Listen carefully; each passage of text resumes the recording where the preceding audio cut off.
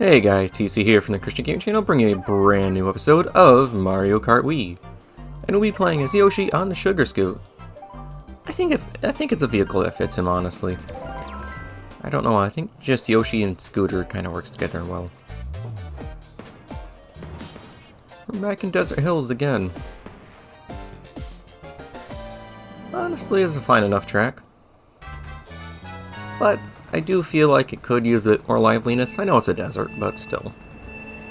I think just a bit more of the buildings being put around the place would have helped a lot, especially towards the back half of the track.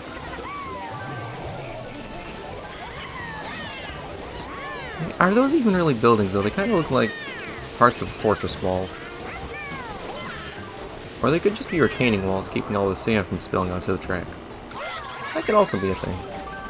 Yeah, but once you're past this section, though, no more buildings as far as I can tell. Which is really bizarre. On a side note, the mini turbo for this vehicle is actually pretty good from the stats I saw. Which is probably why I was able to pull out so many mini turbos. Kind of makes up for the lacking speed compared to something like the Mach Bike or the Wild Wing.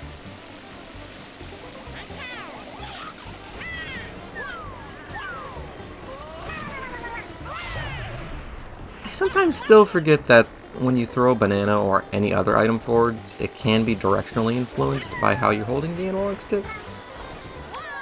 Typically, when I play a Mario Kart game, I use the D-pad. In the case of Mario Kart Double Dash, N64, and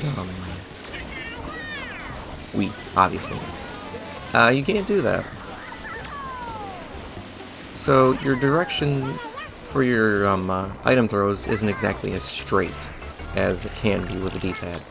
So there's a bit of directional influence right there. Thankfully, at least with the Wii Classic controller, which is the controller I'm using, it has the notches, so you can still throw items forwards relatively straightly. If you're not focusing on drifting, and we got another blue dodge. I'm getting better at the timing on that. Right at the end of the game, when I'm going to be pretty much done with the series. I know there is a 150cc mirror mode, but I think I've had my fair share of Mario Kart Wii to the point where I don't want to do that right now.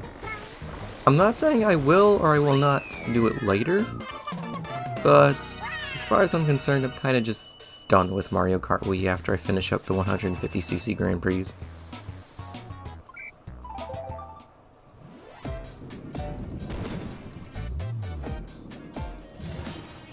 I mean, if I was doing a Grand Prix with a second player, maybe it would be better.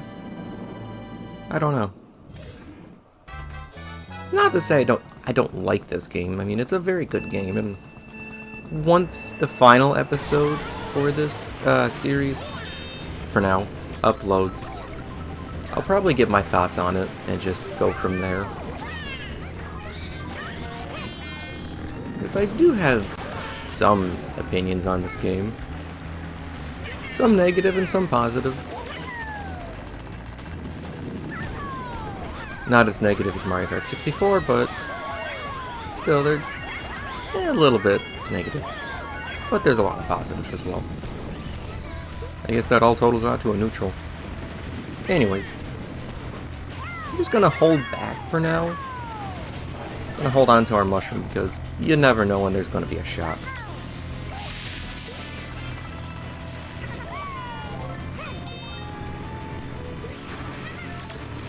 Gonna let those two guys keep throwing items and wasting their opportunities. I'm just gonna hold on to the mushroom. I feel like that's my best opportunity.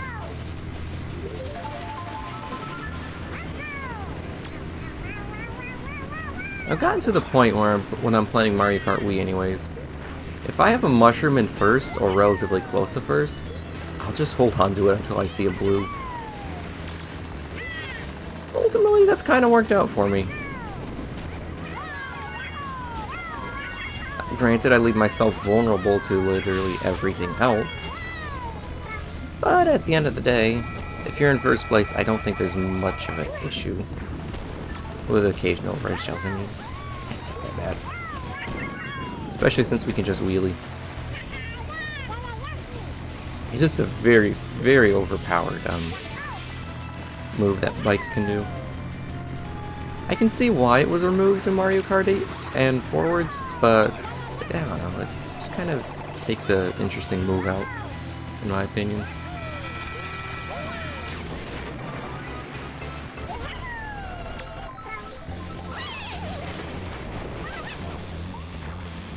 At the very least, we got at least one more game with Inside Drift.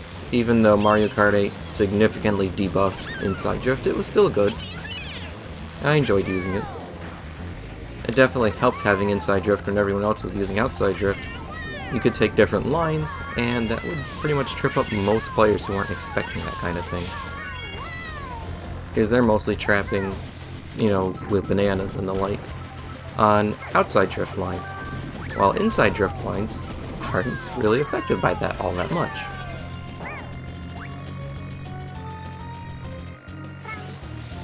Kind of like those medieval castles with their stairways. They were designed around people not being able to swing their sword with their right hand, trying to make it more defendable.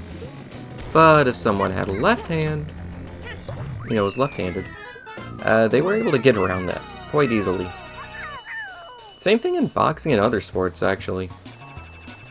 Left-handed people are just kind of a wild card. You don't expect it. And I guess Inside Drift in Mario Kart 8 is kind of an equivalent to a left hand. You don't always expect it, so it throws you off when you see it come, when you see it happen.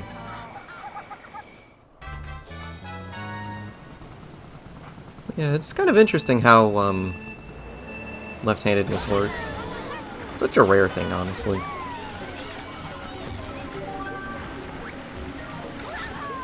I wonder if there's probably been studies on it, but I don't know of any.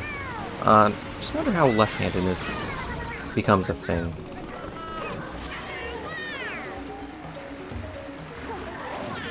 And why left-handedness is so rare, actually. Right-handedness is far more common than left-handedness is.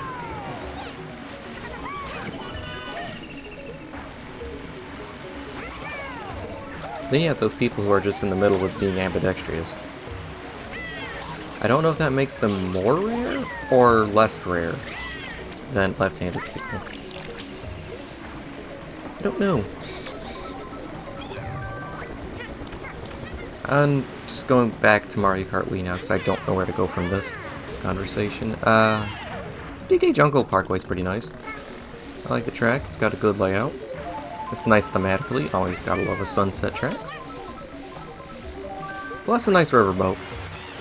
I have never seen any kind of... Actually, yeah, I've seen riverboats before, just nothing past the Appalachian Mountains. I imagine there's probably a lot of them in the Mississippi River still, because they're kind of famous for that kind of thing.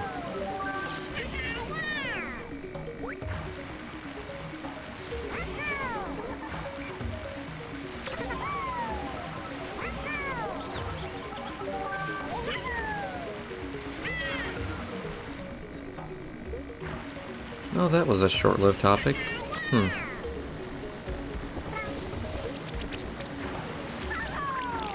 Anyways, I've always thought the rocks in this area kind of remind me of Cocoa Pebbles.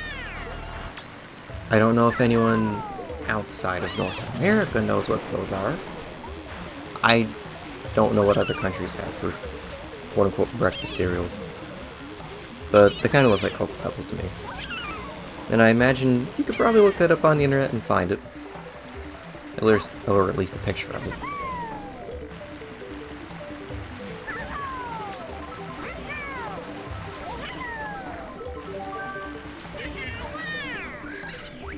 I wonder if they still throw the coconuts at you if you go off course. In Mario Kart 64 you had coconuts, or whatever that sprite was supposed to be. Thrown at you. I think it spun you out if you weren't too careful. I think it either knocked you or it spun you out. I don't know what was up with Waluigi's driving just then. I guess he decided he wanted to make friends with the wall. Unfortunately, we got 4th place, but that's not terrible. It's not the end of the world. We have a fairly significant point lead on Toad still, so I think we'll be just fine. And here we go, Mario Circuit.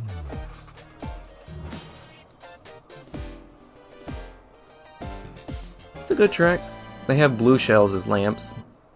Mario has a very sick sense of humor, apparently.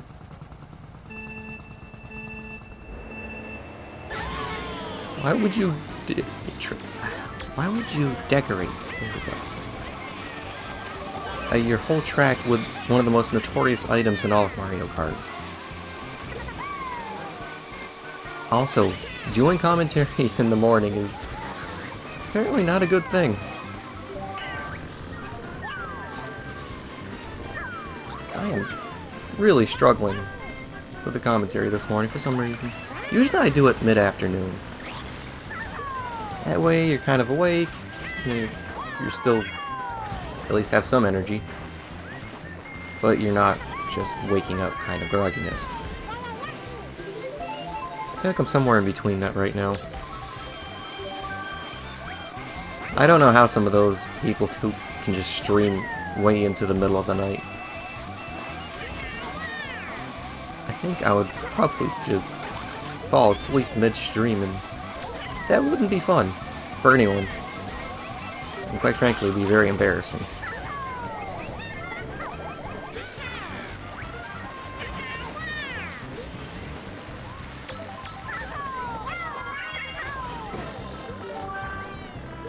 Grab the mushroom, get ourselves a nice speed boost, and still avoid the... I was going to call them chompers. They're piranha plants. Chompers is a Sonic enemy.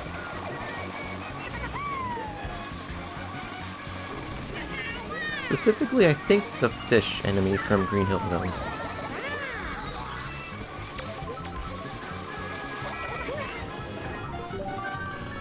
That's definitely an interesting topic, though. Enemy names, be it the Mario franchise or the Sonic franchise. They definitely have some unique names for their enemies. I don't know what other franchises like Crash Bandicoot use for enemy names, because they don't really go over them in the manuals. So it's not a kind of a given thing. I mean, what are you going to do? Just call the giant piranha plant-like plant in Crash 1 a piranha plant? You can't really do that, so I guess you have to call it a plant. Regardless, that's a whole another rabbit hole you could go down. We made first. We have Yoshi, Bowser Jr., and Toad. 2 midweights and a lightweight. All using bikes. That kind of tells you something about the balance in this game. Anyways, I hope you guys enjoyed this episode and didn't mind my early morning voice and speaking abilities. Thank you for watching this, and remember, Christ is King and Jesus loves you. Bye.